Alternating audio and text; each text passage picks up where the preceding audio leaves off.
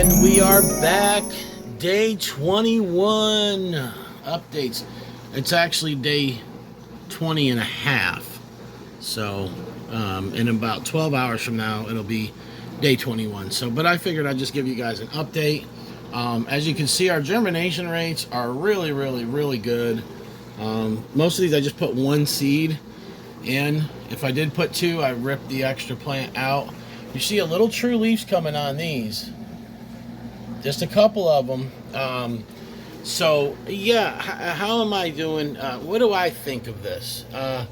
So here's my thoughts. To be quite honest, I took the seed mats away, the heat mats, too quick after day 10. I was doing pretty good with germination. I just kind of let the rest come up on their own. The only thing with that is the growth got stunted a little bit. Last year on day 21, I seen more true leaves coming through, and the plants were a little bit bigger and stockier. If you see these, see how these look leggy? Those in the front, and those back there.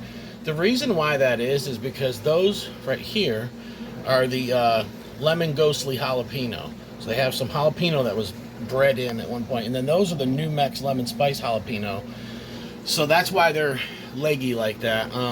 Jalapeno is just, I don't know, the seedlings are just leggier than the super hots and the mid hots, and they also don't like to be topped. So they're more of a, if you grow them, you put them on a nice long stake. You put a bamboo or something, and they'll almost grow like a vine. Just grow them up, and you'll get really good. So yeah, I'm going to give these some water. Day 21. You guys see the germination rate. So everything has germinated well more than I expected. Well, I expected this because I get good seeds, So, and you see some of those, I got 2 in each one. I'll just pluck those out and chuck them. But yeah, everything. See those black plants are purple back there. These are my Boot Orange Copenhagens. Those came up late, and they are really tiny. But, yeah, everything's doing good. These are my Caramel Primatalis right here. Boom. They just took a little bit longer to pop. Chocolate Bootlet DMs. Those just took a little bit longer to come up. Oh, and I got just an experiment. This little guy.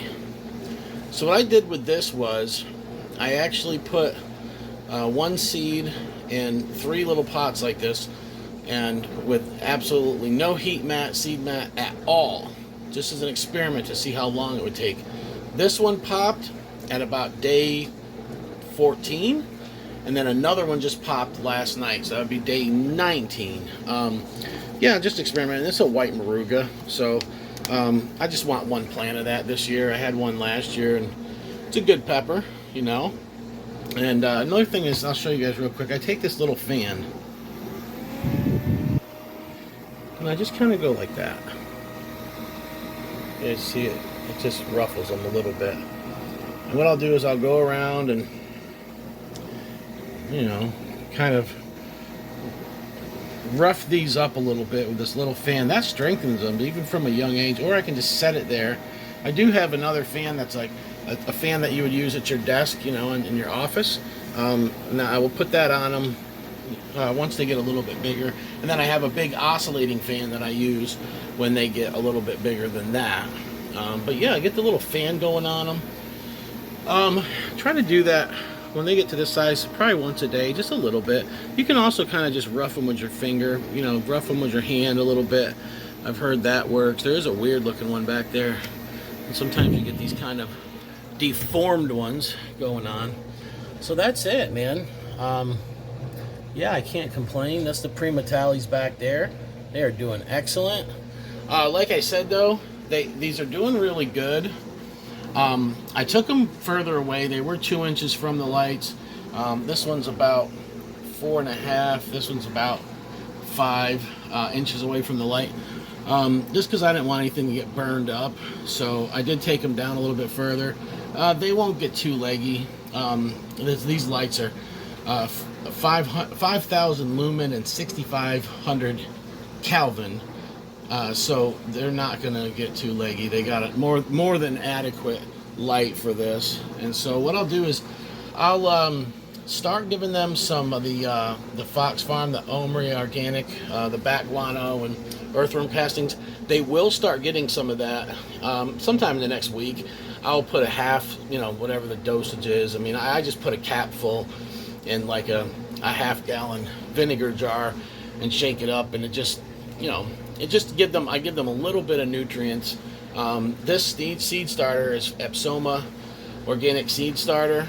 It's got a good amount of perlite in it. It does have a lot. It's really good. If you don't pour it, the only thing is I poured hot water in it to kill off any fungus gnat eggs. And knock on wood, I have only seen 3 fungus gnats through this whole process. So I've been lucky so far. They start multiplying, and they will get worse with time. But you put a little bit of cinnamon in your soil. I could put cinnamon on top. I'm not doing it yet though. These things are still little. They need some water. They're not too dried out, but they could use some water. So I give them water like this. I use this little bottle, and I go in and I just do each cell. You can do it faster than this. When I pull it down on the counter, of course I will. But this prevents me from overwatering them.